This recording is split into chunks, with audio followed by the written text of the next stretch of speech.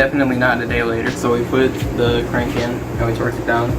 And then the next day, we went to put the pistons in, and I remembered that I got oversized pistons, so they didn't fit. So we took the crank, well, brought it to the machine shop.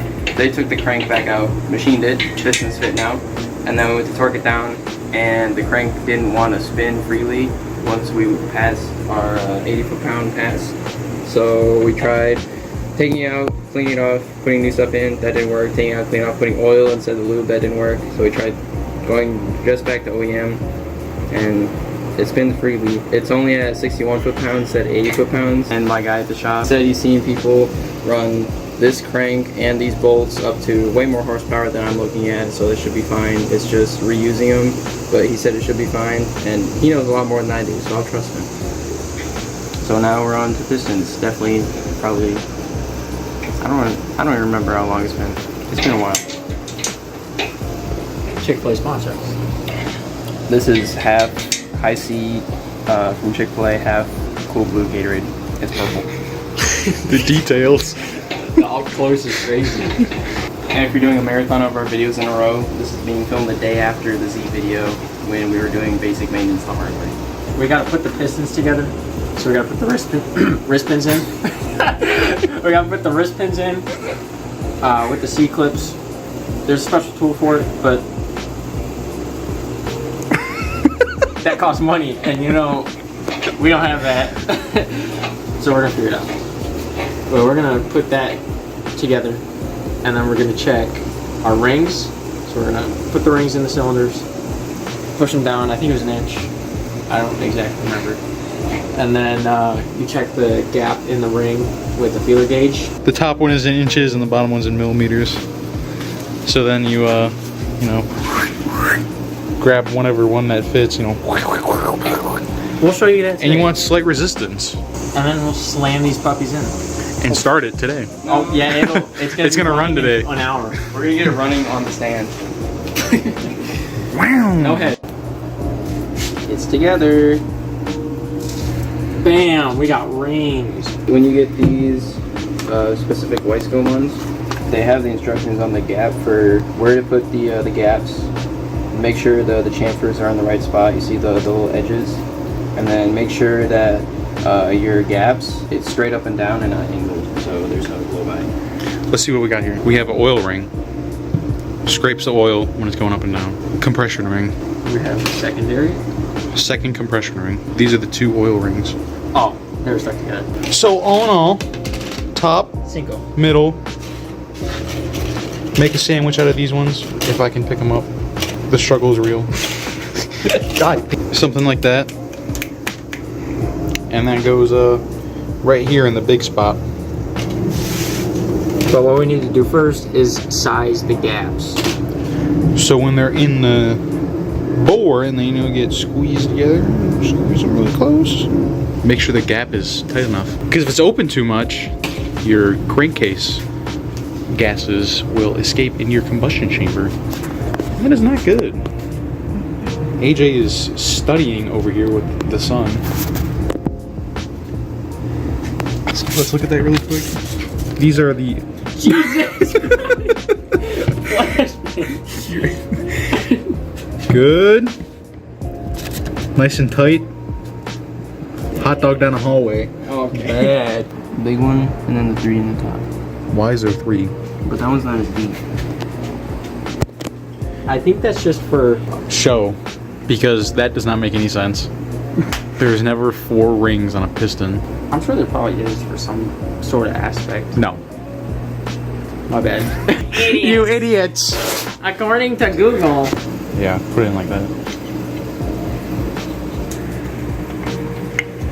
You want to push it down just... Alright, so now you grab your feeler gauge. Did we get a spec on the gap? Feeler gauge. Band for band. This one's golden. Oh, fondling. 50 thousandths, so we're gonna... Can you read, Justin? Good thing this doesn't go up to 50 thousandths. It goes up to 37 thousandths. 32 thousandths. Yeah. Give me this! Dude, you put them together. Yeah, you add them together. It's been a while since that last clip. We got that one. piston and rod together. We went to ring it. We wanted to check the bore first, so we got a bore measuring tool, a micrometer, but we're gonna use it to measure the bore. I'm waiting on some stuff for the engine, so instead I'm gonna start something entirely new. If you remember, almost exactly a year ago, we dropped the tank so we can get a new fuel pump in there so it can run. So now I'm gonna drop the tank to put a new tank in there because the one in there is rusty and poopy, and I'm gonna drop it to also put a new, better fuel pump in there. I'm gonna leave the hanger, put a new, stronger fuel pump because hopefully this thing's gonna need all that fuel. I'm gonna drain the fuel and try and get all these spiderwebs out of the way because I'm a sack of poop and don't know how to work on my own car. Hopefully the last people that tightened this plug didn't tighten it too hard. Oh. I have no idea if this is gonna be enough, but I hope so. It smells like varnish. If you're asking yourself, AJ, why isn't the car done yet? AJ, why are you doing it this at night? AJ, are you dumb? First of all, I'd say, why are you asking so many questions? Second of all, I'm a master procrastinator. So, it's moving at a snail's pace because I'm scared. Yeah, I'm hoping this one tub is enough for all my lawnmower fuel that I just put in here like half a year ago. There's more rust on this car than I remember. The combination of gas and spiderwebs doesn't feel very good on my hand. It looks like that should be good enough. The plan is empty the fuel, drop the tank again, then take the hanger and the fuel level sender out, give the tank to my neighbor so he can scrap it, because rust is very scrappable these days, and then buy the new tank with actual gaskets, because me, being the Jew that I am, reuse the gaskets for the fuel pump hanger and the fuel level sender. Who would have guessed it leaks? That'll be an opportunity to be able to drive the car with more than half a tank. Sweet. And then put it all back together. I'm debating if I want to run E85, because E85 would make it run cooler, and the pistons I have are a lot more domier than the ones I had, which means more compression. More compression means more boom. This is a lot easier than I thought it'd be. I've been dreading draining this tank forever. I don't know if I've told you guys, but the goal is about 350, 300 at the minimum, 400 at the maximum, because I really want to push it, because I'm already good at getting in accidents with cars that only have 160 horsepower.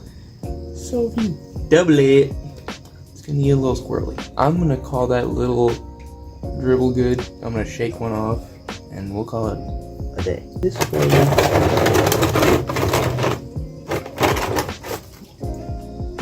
gentle. As you see, I chose to make as much mess as possible when I was transferring into the gas can because that seems most fun. I'm lifting up the front of the vehicle off the jack stand while I'm jacking up the back. Well, that's a bit scary. On the jack stand, not on the jack stand. Hanging in like a trooper. Let's see if I break the car. I believe we're in full project car stance. Are we making contact? No, it is not. It appears this extremely not cracked floor is uneven. Who would have thought? I already disconnect the wire for the fuel level sender. Pull out the cover and then pull out the rest of the loom out of the middle part. Alright, so now we're under the car, and I'm now realizing how many spiders have moved into the underside of my car. There's a lot. I may turn into Spider-Man. So now I got the plug up top that I talked about. So I don't remember if I had to get this heat shield or not. Whoever put this back on decided to leave it really loose. Wonder who that could have been. I'm gonna focus on getting these lines disconnected. So we have this one with a little turny fella. I'm hoping I don't get a lot of fuel on me. Sweet. One off. It's very bright. So you're kind of looking at what I'm looking at. This line and this one. And then we have the filler neck and the breather hose. So I'll take it from here. Sweet. If I recall, this is a lot easier than last time, because last time it was a lot harder. This one looks like it's going to be easier to do with not a screwdriver and a teeny tiny, not that you guys can see anything, a teeny tiny ratchet. So I'm going to put this right here. I have a feeling a lot of this is going to be cut out because it's not great shots and it's me sitting here babbling. And I don't know how many people want to listen to me babble, considering I barely want to listen to myself babble. I don't know if that's in focus or not, but you got the picture. Right about now is when it'd be nice to have the tire off, but I don't feel like it. Jesus. Oh, there we go. Oops, spider. Spider-Man. Oh god. Success and darkness. Alright, found short 6mm in true AJ clip cut fashion. It is now removed. I'm gonna leave it right there, clean up, and come back tomorrow. If you've learned anything today, don't listen to me. Fuel level sender is out, and as you see, so is the fuel pump, and it looks like a whole bunch of sea urchins and silt down there. This pipe, this specific filler pipe, has been discontinued, so I had to Dremel off this fella who was not coming off, and I had to make sure I didn't nick the pipe too much. You can see there's a little guy right there, but all's good. Now I haven't found. There's one place that was selling CRX. It's the evap purge valve, I think.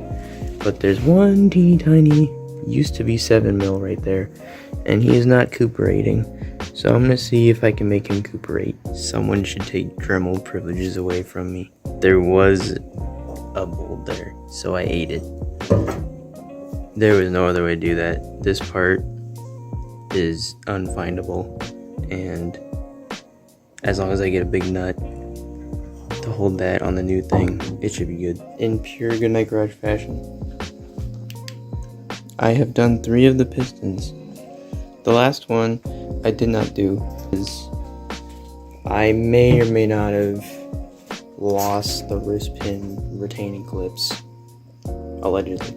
And I figured, what a perfect opportunity to get good at something 3 times, so I can tell you guys hopefully the right way to do it the 4th time. And of course I'm doing this at night because I'm Batman. Alright. I closed the garage door so Katie didn't have to edit my mom's license plate out. They closed that loss before. Thankfully you already saw this part of the process before, but I'll go over it. ARP bolts right here. It's H-beam. This side is a little bigger. You can see there's no division in it. So this is the intake side because the intake valves are bigger. So that means I want it to be like this when I put it in, because exhaust is that way, intake is this way. So it'll be mainly on this side facing you guys. I go over a lot of stuff again and again because I'm a little slow. So here's our wrist pin. This is what's going to go in this hole. These expertly machined pieces with very low tolerances are being handled by a monkey like me. And then there's a little ridge in there. So you want to start one of these ends in there and then kind of work it around. And there we go. Now, that little thing, there's a little ridge in there. So it'll sit right in there.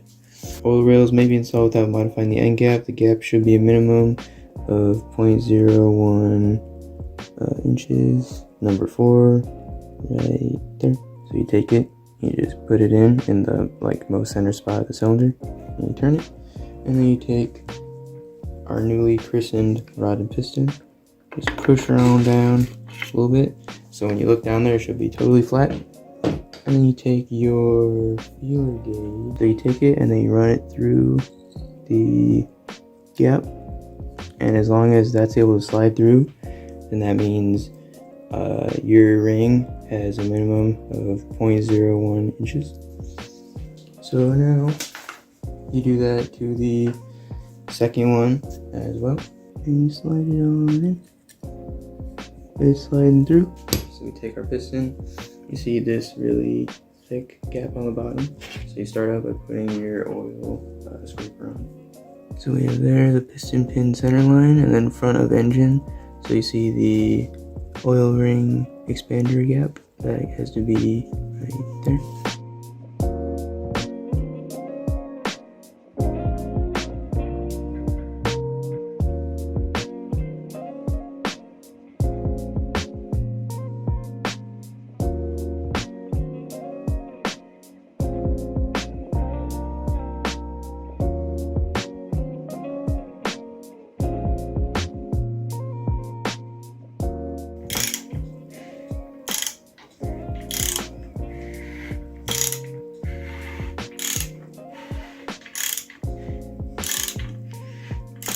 Beautiful. So yeah, allegedly, that's all the pistons and rods put back into the block. Crazy.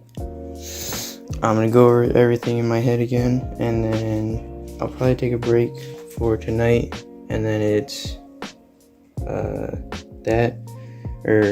oil pump, oil pan, rear main gasket, or rear main seal, and then finish out the rest of the block, get the head going, new toolbox, workstation.